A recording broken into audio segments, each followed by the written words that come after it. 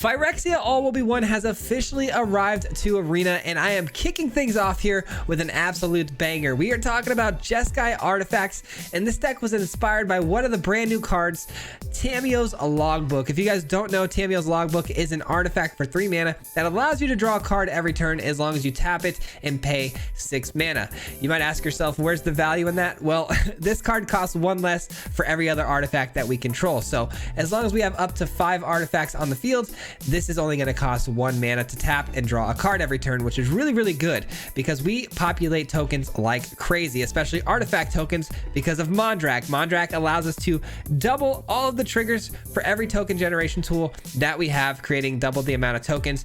It's absolutely absurd, especially with things like Saheeli. Saheeli is going to create 2 Thopters at a time, which obviously turns into 4. These are all artifacts, of course. And then we've also got this new card, Purity Overseer. It creates this 3/3 artifact creature at the beginning when you drop it down on the battlefield, and then creates another 3/3 on the back end as long as you have dropped 3 artifacts onto the field that turn, which again, not very hard to do when you've got the Mondrak going crazy. And then of course we have a really good early game between the Smelter and the Hive. The Hive creates these 1/1 artifact creatures that we can hit for toxic, but the Smelter is actually going to turn those 1/1s into 3/1s every single combat for additional damage, and making it much harder for the opponent to survive long enough before we absolutely run him over. This deck was insane, guys. It actually was super competitive. I think right now I'm sitting at 7-2 with a ton of misplays because new cards are kind of throwing me off, but I'm sure you guys are going to enjoy this. If you guys want, there will be a full deck breakdown at the end of today's video, so stick around for that. In the meantime, in the links below, there's a full deck list, and if you guys enjoy content just like this, we post videos 5 days a week, so be sure to hit that like button, subscribe. All that stuff helps out a ton, a lot more than you might think. And with that being said, guys, enjoy the video. Peace out.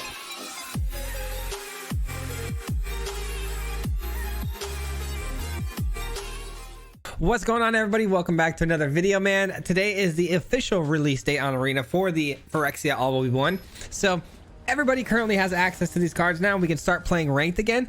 So we got to kick things back off in Platinum. I've only played 1 game so far with this thing, and we absolutely rolled our opponent. So I'm really excited about this. I'm hoping that it can, keep going as strong as it has been. So not a lot of play testing going on this week for me, though, for the rest of the week.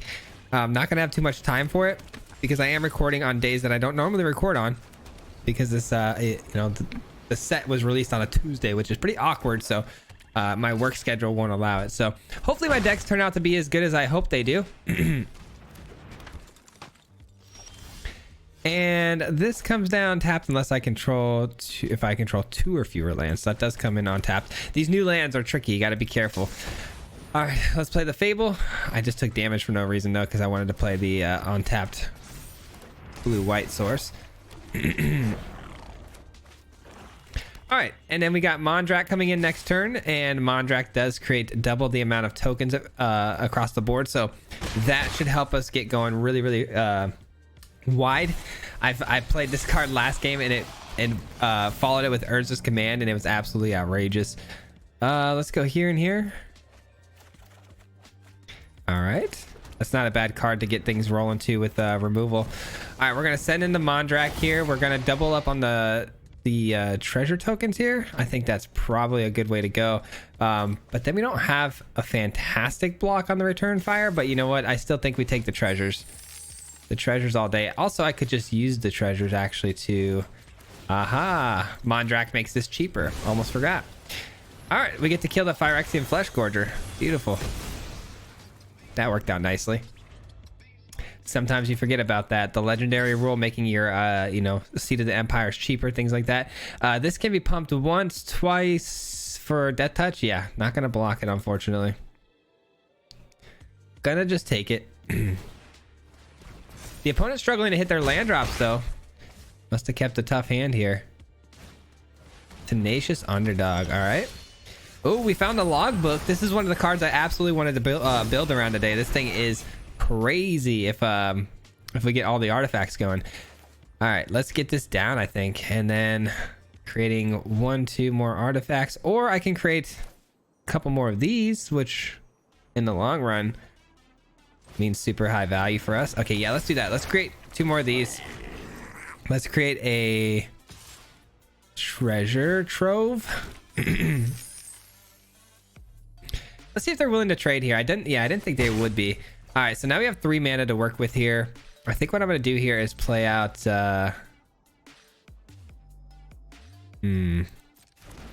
that what we want to do? Don't really think so. I think this is actually the play. This is a tricky one. I don't know if I want to go logbook there or get 2 Thopters, but the logbook should be fine. The logbook's going to really get us going here because the logbook is where you know, all of our card draw comes from. Oh, that's a card. All right, I think I'm going to submit 0 on this one. Okay. Now the opponent does have a Phyrexian Obliterator, but hopefully we'll have enough tokens that we can sack plenty of things if we want to. Let's play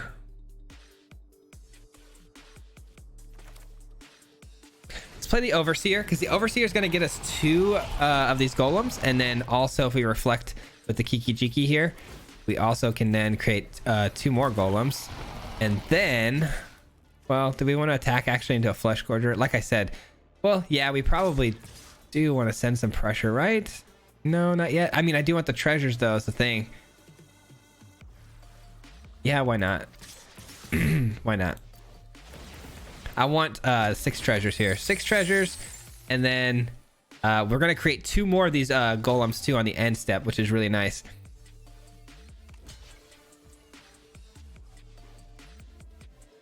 All right, we kill the Tenacious Underdog. We will have to sacrifice 3 permanents here.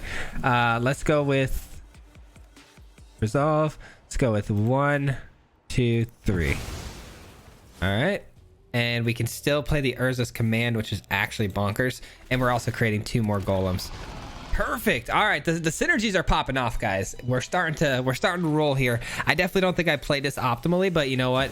We're getting to the same end game. So it's all good. Another Obliterator, though, makes things very difficult to kind of navigate. All right, here's what we're going to do. We're going to create 2 of these tapped colorless artifacts, and then we're going to scry and draw a card.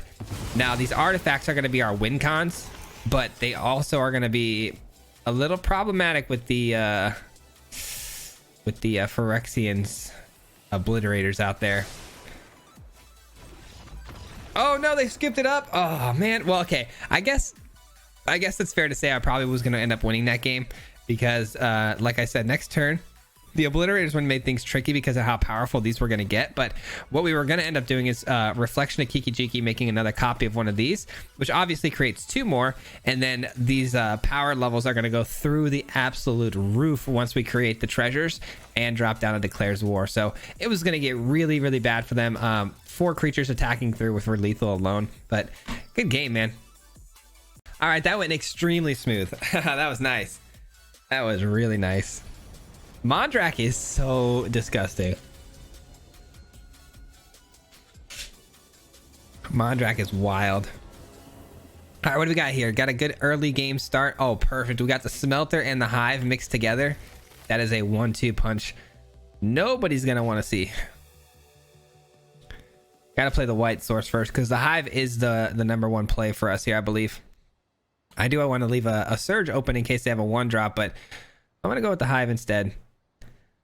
Let's just hope we don't run into a Simic player. I mean, Simic's the only thing. I feel like once Simic starts rolling and they start doing the, what is it called? The Rot Priest thing. That's going to be really annoying. So 1 mana removal like Voltage Surge is going to be very important. All right. The opponent may be on some soldiers. Who knows? I do wonder how the meta has shaped up with new cards. I know it takes a little while for it to kick in, so we still might see a lot of the same old soldier stuff and whatnot. Opponent reading the new card. This new pet is hideous. Oh, it dances. Nice.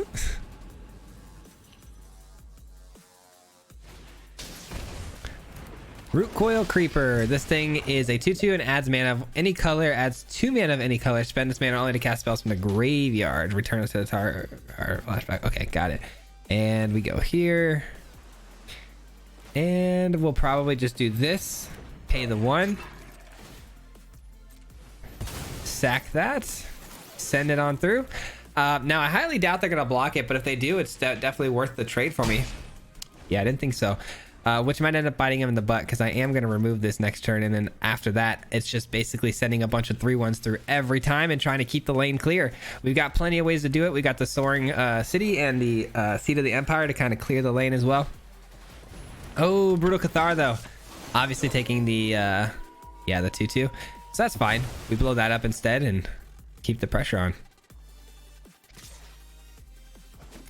Good thing that this triggers on combat and not on the upkeep. That would be pretty sad if it was the other way around. All right, we blow this up. Submit 0. And we go to attack step. Auto pay. Send these two. Boom. I mean, they're down to 10 already. This is absolutely... these two cards together are just too perfect, man. For 2 mana each, I mean... You don't get much better than that. And then we just keep sending 3/1s in non-stop. It's one thing to spit out a 1/1 every turn, but to turn it into a 3/1, so much power. And Karn Silax is a nightmare because the Karn Silax does blow up tokens for free. But here's the thing, right? They have 1 mana left over. If they don't play a creature here, I can actually end up just getting lethal here and winning the game. All right. Let's see what happens. 6, 7, 8, 9, 10, 11 damage on board. If this gets through, we could win the game, like I said. And looks like there's no priority holds. This should do it. This should do it. Talk about lightning fast, huh? Let's go. Just another alternate win con of ours. I mean, the little two punch combo. Glad we got to, explore that one a little bit. So that worked out really well. GG. I think we might have found ourselves a winner, ladies and gentlemen. This deck is definitely a winner. Which is good because we got a lot of climbing to do to get to Diamond. We had a couple of days off because of the event, which I was super blessed to be a part of, man. The early access event. Many years we were trying to get into that thing and finally get into it. And it was awesome, man. It was really cool. We got to record a lot of videos in one day, though, which was a lot of work. But we had the last couple of days off, which was super helpful. Opponent gets to go first. I mean, yeah, I don't think I can keep that. That'd be really scary to keep. This one, I guess we can. It just doesn't feel amazing. Yeah, I guess we can keep this. Rough start and going second. So this one's probably not going to be ours. It just was a little bit of an unfortunate, opening hand there. The mulligan wasn't much better. I did get a Mondrak though, which is nice, but I don't have the mana to cast it yet, so we'll see how that pans out. A 1/1 that says deals combat damage. Okay, so they proliferate every time they deal combat damage, which they could end up proliferating my own Declares War. That'd be nice. Getting it to level 2 next turn. But I can block anyway, so there's no reason for this to even get through. What a perfect answer to that Thrumming Bird, huh? A nice little O2 blocker. You can't get through, and then on top of that, I kill it the next turn. That's what I call value right there. And then we're getting into a new card here, the Urabrask's Forge. What is this? Prologue to Ferocious. Each opponent gets a poison counter, and then you draw a card. That's actually really good. Little proliferate as well. They might not even have to touch me and kill me. That's not good. Let's hope they don't proliferate too many more times. All right, we're definitely gonna have to shut that down. And what's nice is we get the Forge down, which can start attacking in right away, threatening some damage here. This thing is a really cool card. It is hard to deal with, and it just keeps creating these nasty threats every single turn. Nice, we get a white source and a land all together, which is fantastic. That opens the door for a lot of different things here. What do we prefer, though? I think we prefer the Saheeli, right? I mean, seems like the right call. Let's attack first and see what the opponent wants to do about this. I'm sure there's got to be some sort of like bounce effects or something. No? All right. Saheeli it is then. Counter magic is definitely out there, though. They have a counter spell that proliferates now. So, yep, there it is. Counter and proliferate. What a bummer, huh? Wait. Oh, it's only if it's 3 or less. Okay, so they didn't actually get the proliferate there. That's awesome. Good for us. Good for us. Forgot about its downside there. Having to be 3 mana or less to get that proliferate. Alright, they draw a card. Logbook is cool. I think what I'm going to do here, though, is... You know what? I want to make sure I hit a land drop, right? So I guess we play this now. Which I don't love, but at least if I hit a land, we'll be pretty happy about it. So I need a white source. Yeah, we missed the land. Bummer. Alright, well, we'll send this in. See if they want to make a block here. They keep taking the damage. They do keep taking it. Alright, down to 11. The Forge goes up to 4 next turn. Not nearly as good of a game as the ones prior, but I like what the opponent's doing here. This is a fun matchup, and it's making me think here, which is also good. Doubling down on the Thrumming Birds is going to be tough because they both fly. Ah, man. This is tough. 1, 2, 3. Not quite enough for each other artifact. So not this one, but each other. Let's go with... Man. Guess the Overseer, but that's not great. I don't have much of anything in the hand here to work with. Gonna have to do with whatever we got. All right, let's send these both on through here. Let's keep the pressure high. They're gonna have to start making some blocks sooner or later, so send them on through. The Bank Buster cannot crew up because they need 3 power. They've only got 2 on board right now. They almost blocked the Trampler. That'd have been awesome. All right, Forge going to 5 next turn. You just cannot stop the Forge, man. That thing is just nasty. It's gonna keep on coming, so they need some artifact removal if they're gonna have a shot here. I like what they're doing here, though, with the Bank Buster and the proliferating. That's actually a really smart idea. Look at the top 3 cards of your library, put one of them in your hand, the rest of the bottom of your library in any order, and then proliferate. Ugh. Okay, so we're up to 4. Reckoner goes... Alright, sorry, the Bank Buster goes up to 3. Nice! We finally get a Mondrak down. Let's go, dude. That should definitely end the game because it's going to give us 2 5/1 Tramplers. Let's do it.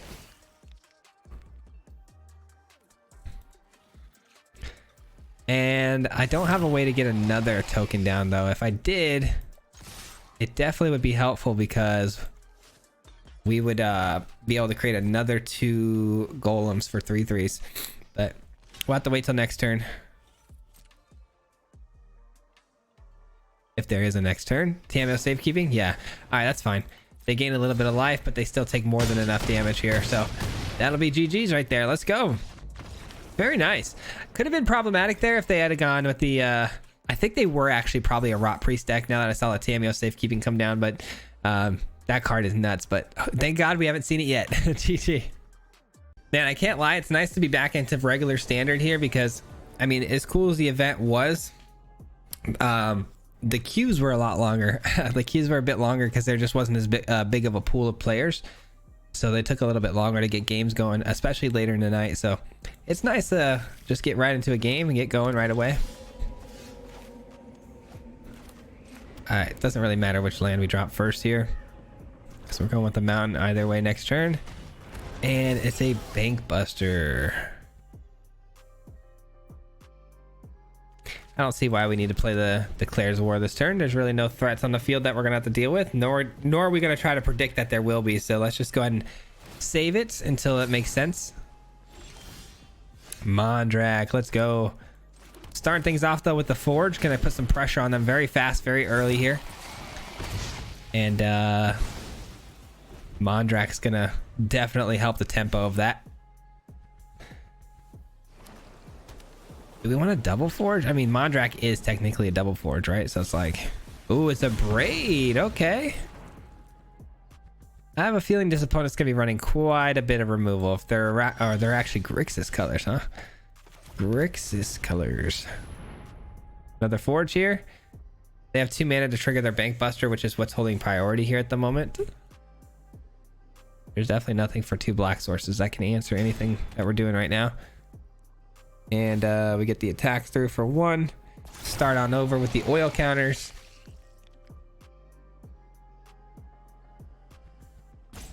Maybe a cut down for this, but that seems like a pretty big waste of a cut down. Yeah, they just draw a card. All right, we send this through.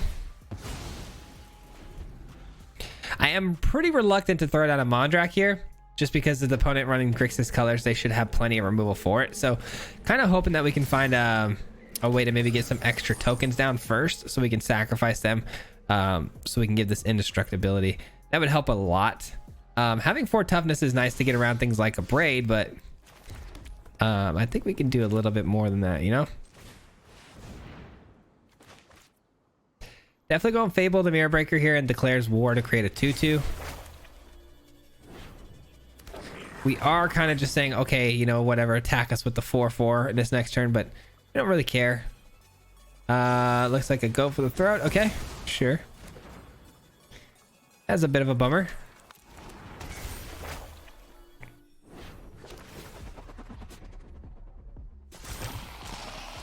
We would like to try to draw and some sort of draw engine. Tamio's logbook maybe would be great. Also, Sahili, one of those 2 cards would be very helpful right now. The Forge, man, just going off right now though, giving us a ton of value. Invoke Despair, what a bummer. Yeah, I think this is probably the more useless one now. Invoke Despair, definitely a control player, just running a bunch of removal, which is tough because go for the throat answers the Mondrak too easily, and Invoke Despair gets around indestructibility. So gonna be a really tricky game here, I have a feeling, but both of these cards can go. We don't need either one of those, I don't think, right now. I think right now we just focusing on the Mondrak play, but man, it's a scary play, that's for sure, because of again, just removal spells being readily available to the opponent. And let's just go ahead and attack in here with the 2/3-1s. See if we can get this off. Looks like we're gonna be able to get it off, which is kind of crazy.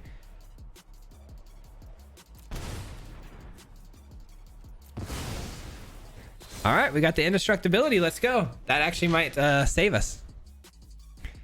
I wasn't sure the opponent was going to let us get there, but again, Invoke Despair just gets right around this, so let's just hope that's not the card on top, and we'll be good to go. I mean, when don't they have a double Invoke Despair, though? So I'm completely counting on that card to come down right now. We'll see. I mean, they would have slammed it if they had it, right? Like, no hesitation, you would think. Nice. I think we're okay. I think we're okay.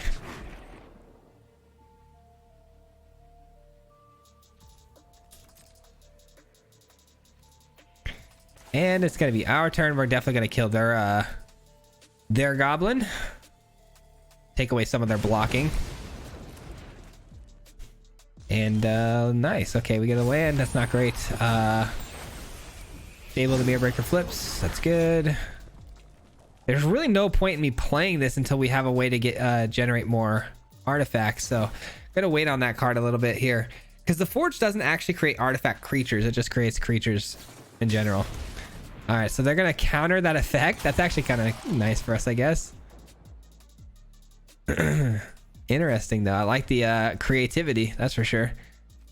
No attack. Actually, it has indestructible. Why wouldn't we attack, right? I mean, I guess because we want to block 2 on the Bank Buster.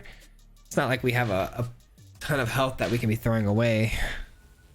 Actually, we have the Defiance. We'll create a bunch of tokens here, so these tokens can block though, right? I guess I should have checked that. Yeah, they're spirits. All right, cool. End our turn. And we'll look to Crucible of Defiance. Create a bunch of little 1/1s. And then next turn, we just kind of pop off, hopefully. Oh, the Path of Peril. They were holding on to that. Definitely does not hit my creature because it's indestructible. Here's what we'll do.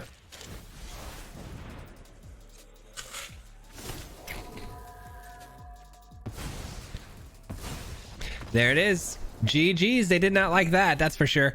And I didn't think they had an answer, unfortunately, for the next Forge that was going to tick off, because we were going to get a couple of 4/1s with trample.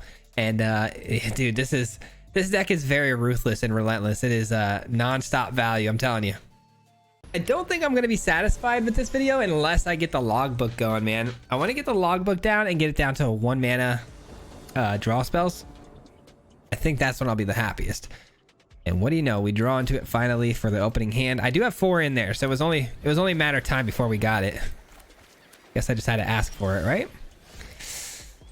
I like this card a lot. Just not knowing what we're up against, though, I'm gonna be honest. The pinging myself for 1 life gets a little bit scary later in the game, but hopefully with the logbook, we'll be drawing cards in no time. But for right now, let's go Fable the Mirror Breaker. Probably gonna get countered by Make Disappear. Nope. It does stick. And the opponent has a cut down. Go for the throats. Oh, okay. Poison counter and draw. So we're doing that whole proliferate thing again. Interesting.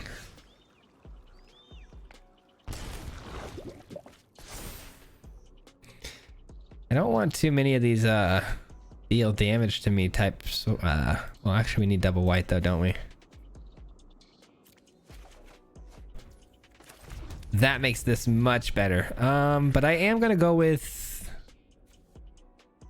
Saheeli first. Let's attack in and see what the opponent wants to do though. Now remember, if we can't get a certain amount of toxic counters on the opponent, 3 of them, we can actually turn these into life linking bodies, which would help a lot.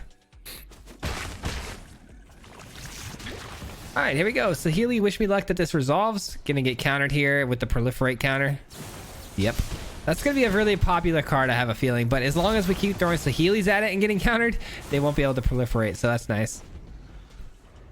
Not to mention the logbook's a little bit better, I think, in the long run for drawing cards. Saheeli can only, you know, draw if I tap an artifact, but...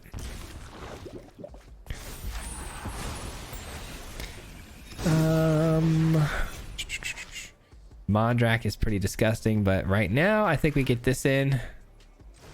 1, 2, 3, 4. About to be 5 with the attack here from the goblin. And now we're drawing a card every turn. Is this only sorcery speed spell? It's not. It can be activated anytime. So we'll pass the turn here. Top 3 cards and proliferate. Okay, this card. Okay. We have seen this exact deck. Somebody must have dropped a video on this or something. I don't know. But this is the second time we're seeing it, and I can't say it's a coincidence because it's a very unique deck. I mean, was it blue-black though? I feel like it was blue-white that we saw. I don't know. I'd have to go back and rewatch, I guess. But they're doing the exact same thing with a lot of the same cards. Proliferate. Quite the... Okay, not good.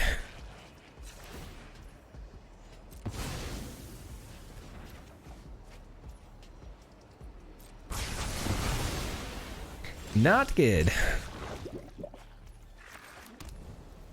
Let's go Mondrak here. Mondrak's just too good of a card to pass up here. And these have lifelink now, so definitely worth it. I'm gonna hang on to the voltage surge here for some removal, but I doubt they're gonna play anything. I mean the what is it? The thrum. Oh, okay. I was gonna say that the 1/1 flyer was the problem here, but all right, the opponent going for a -2. Let's just go ahead and, well, actually, do this.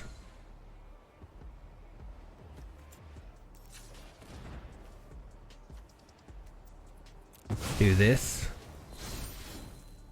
Oh, it doesn't actually work. I didn't realize. Okay. That's unfortunate. That's unfortunate. I thought this said destroy target creature. Oh, yeah, I'm not very smart, guys. For whatever reason, I thought that was a destroy effect, not a just straight up turn into whatever. Dang it. Okay, that was silly. Well, I say we do one of these. I definitely did that so wrong, guys. I apologize. Dang it, I cannot believe I did that. And then we will auto pay this. Send this in. Well, we are learning. You guys got to bear with me. These are new cards. I am learning. And for whatever reason, I automatically assumed Vraska's reading on that card. It said that it was going to destroy target creature and turn it into the treasure. But it's not a destroy effect. It's just turn it into a treasure. So that was ridiculous on my end for playing it that way. Let's take care of that. It does come back from the graveyard though. Whatever they proliferate, it goes back to their hand, which could be a bit annoying. All right, we're gonna go here and here, and we gotta hope they don't have another sweeper. And there's a scoop, which tells us they don't. All right, we got a little lucky there. Got real messy there at the end. Sacrificed some artifacts when I didn't need to. Probably deserved to lose that one. Yes, when there's new cards though and you're not sure, you should definitely read them. I don't know why I was so confident in knowing what that did.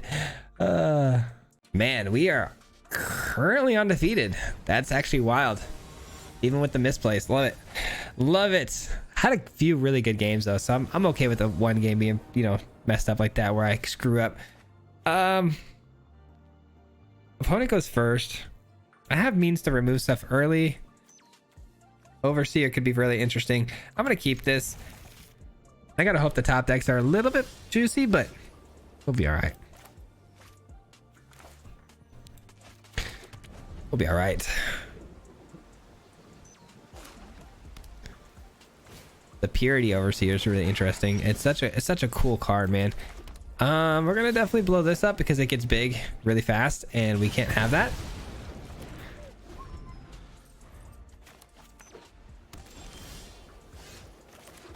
And we're definitely playing out the Overseer. It's our only play for this turn, and it is a very good one. Now, every time 3 artifacts enter the battlefield in a turn, we create another 3/3, which is, it's tough to do without the Mondrak, to be honest, but we do have Saheeli, which, you know, kind of helps a little bit. Is that what we want to do though? Or is it the logbook first? Or is it the Urza's Command? I don't know. I think it's Saheeli though, if I'm being honest. I just don't want to minus Saheeli here, even though that's the right play, because I want to try to save the 2 artifacts entering the battlefield at the same time. Yeah, I'm gonna save that, because if next turn I can play the Urza's Command and get the 2 can improve on ancient design. get the 2 artifacts, this will create another 3/3. No, let's decline that. Let's just go ahead and attack in here. The scry's fine. Wandering Emperor could come down though, which would be such a bummer. Wow, we walked right into that, didn't we? We realized at the moment we attacked in, I was like, you know what, that is unfortunate, but that's probably what's gonna happen. And sure enough, there it is. And now Saheeli is gonna take some damage. Huge mistake on my part, huge rookie mistake. Taking 3 on the Saheeli, that's fine. We still get the plus. We still get the Purity Overseer next turn if we want.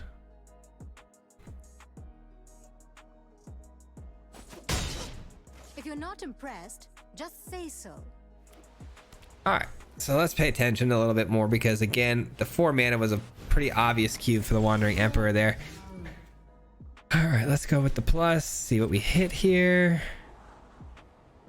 Yotia declares war is pretty interesting. I think this has 3 loyalty, that has 2. What does this do? Equipped creature has flying, you can't lose the game, your opponents can't win the game. Nice. I will need some removal then, so I guess we will take this. Sure, we'll tap this.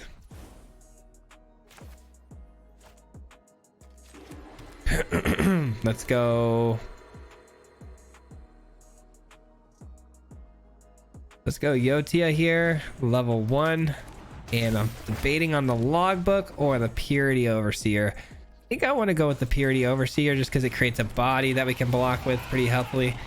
But the problem is this is going to get to a 4/4 anyways, so we're going to have to let it slide through. They're probably going to attach this to give it flying. But I could chump block it in the air, which is cool.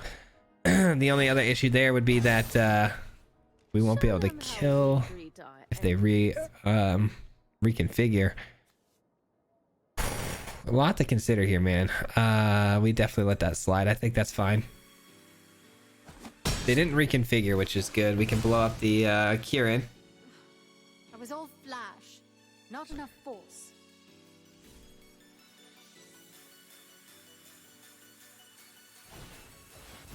Ooh, that's annoying. They're probably going to take Saheeli though, even though Urza's Command is probably the better card.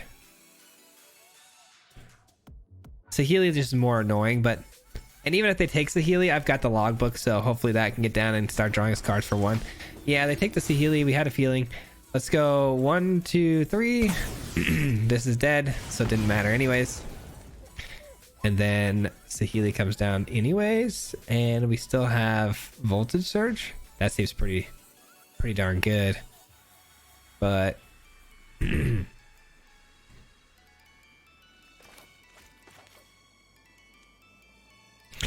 know what? Let's Urza's Command this turn. I don't know what I want to do this turn.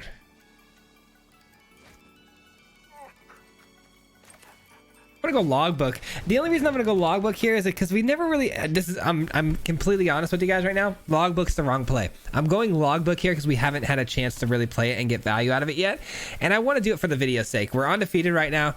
I'm gonna play purposely the wrong card here, just so I can try to see if I can get it going to show you guys what it does. And the only reason it hasn't seen much play here is just because honestly, we've had better options. We've had better options for a while now, so every time it's in our hand we have a Saheeli or whatever it may be. So we're gonna go ahead and shake things up though. We're gonna shake things up and try to get it down to see if we can draw some cards.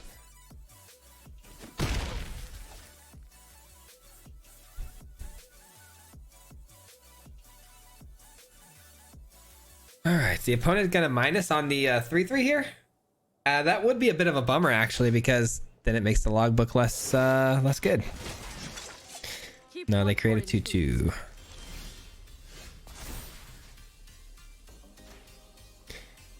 All right, no need to throw the logbook out there as a 4/4 because it could get removed by something. And Saheeli, let's go with some Thopter action here. That puts us at 4, which means we have 2 mana exactly to draw a card.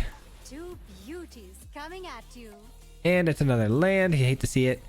These two can go over the top here, and I don't mind sending both of these through. I mean, here's the thing, right? We want to try to kind of try to remove this, to be honest. Never mind. Actually, yeah, let's leave this back. I think this is the right play here, because even if they do block this, we remove it, right? And we only deal 2, but they'd only go down to 1 loyalty, so there's not much they can do with 1 loyalty except for pump up their Kieran. And I'd like to leave a 3/3 back here to block anything that potentially comes through. Well, that's annoying. That is annoying. A second Wandering Emperor comes down. Not much we can do there. We are going to lose Saheeli. We still have 3 artifacts on field though, and Urza's Command about to come down too, so Strike fast and strike hard. bummer. Bummer, man. Setting traps and we're walking right into them. Wandering Emperor is such a great card. So hard to play around even if I knew that was coming. The Kieran being a flyer too kind of threw that whole thing for a loop too, because I'm like, should I attack with the 3/3? Should I not? I'm glad I didn't, but yeah, Saheeli dead either way, so I don't know why they didn't send a 3/3 at my face, but I'll appreciate the less damage. That's life. All right. Paragon. Oh, what's in the yard? That's tough. Lion Sash, okay. Lion's Sash. Let's attack with these two. No. Dang, dude, what do I do here? Not much I can do, huh?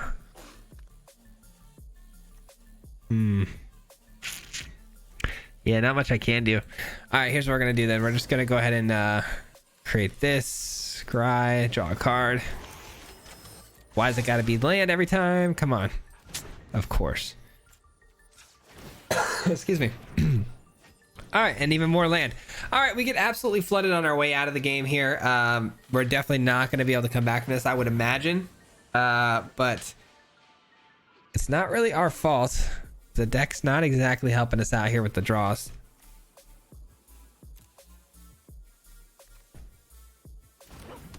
Tiamio's logbook being chosen as the effect here. Is it all effects as well? Look at, okay. Chosen ability costs 3 more to cast. Activated ability is a source with a chosen name. Costs 2 more to activate if they're mana abilities. Awesome. That is not good. And they're gonna choose logbook again, doubling the effects. That would be a bummer. Yep. All right, my logbook is rendered useless thanks to the Peacekeeper. I thought the Peacekeeper taxed the cards in your hand. I didn't actually realize it actually also hit the activated abilities. So that's kind of wild. I definitely will trade here.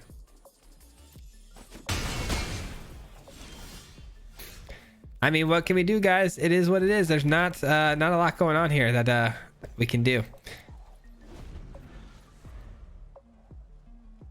So 1, 2, so wait, 5, 6, 7, 8, 9. So this costs 10, and then we minus by each artifact. So 10. So we have 8 lands here. Oh man, I should have played an on-tap land there. I could have drawn a card. I regret that, don't I? The sash. This can be activated at instant speed, huh? Yeah, and then if it takes a permanent. Yeah, plenty of permanents. So that'd be a bad block. All right, we gotta unfortunately let it all through 3. Oh, we're dead, huh? Yeah, we're probably dead here. We are probably dead here, ladies and gentlemen. Not the way I wanted to end the games today. Would have liked to have finished out strong and undefeated here, but it does look like, unfortunately, we're going to drop a game. And it's not really our faults. I mean, the shuffler is just being the shuffler. You know how this goes. Everyone's been here. Everyone hates it, but it is just how it works sometimes. What a few great top decks we had there. Good game to the opponent, and yeah, that does conclude it. Unfortunate. It didn't help that we walked into those Wandering Emperors, though. Let me just be honest about that. That was definitely on me.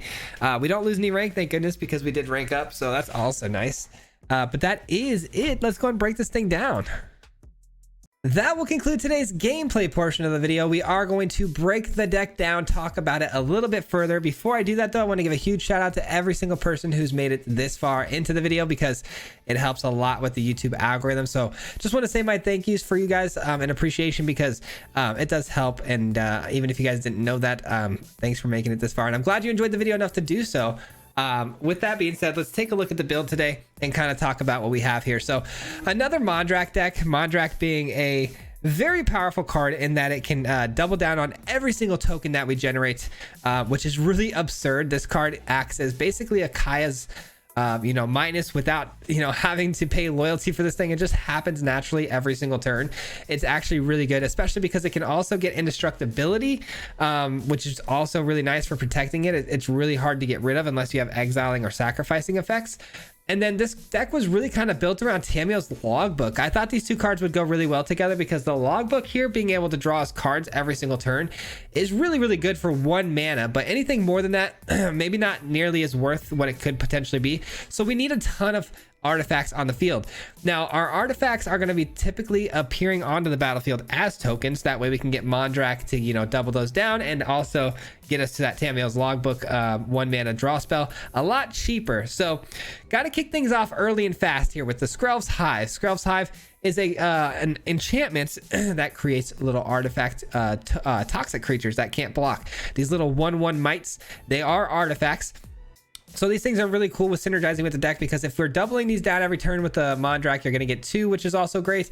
But even just generating 1 every single turn is very, very helpful, especially because there are times where we're going to need to be generating tokens up to like 3 a turn, because we also have things like the Purity Overseer. So this also needs us to be spitting out just artifacts like crazy, because it will give us a golem when it enters the battlefield, but on the back end, it will also give us another golem, because we created 3 artifacts in a single turn, which isn't that hard to do as long as you have, like, let's say a hive go off. And especially if you have a Mondrak down, it goes off for 2. Now you just got to play a single spell out of your hand, which typically is going to generate some form of an artifact, and you got yourself the 3 that you need. Not to mention the Smelter also blowing up a hive mite will also create a construct, which counts as another artifact. So that's 2 there. And it also creates this really nice early game pressure, as you saw, where we can beat the opponent down really, really fast and try to close out a game before we even need to do anything further. And then Yotia Declares War is a great removal spell, but also it creates a Thopter token, which is also an artifact. And this also can be copied. So if you haven't noticed, there's a theme of trying to get tokens down again, like I said, for Mondrak to copy. So a lot of tokens being popped here. Overseer getting popped for tokens.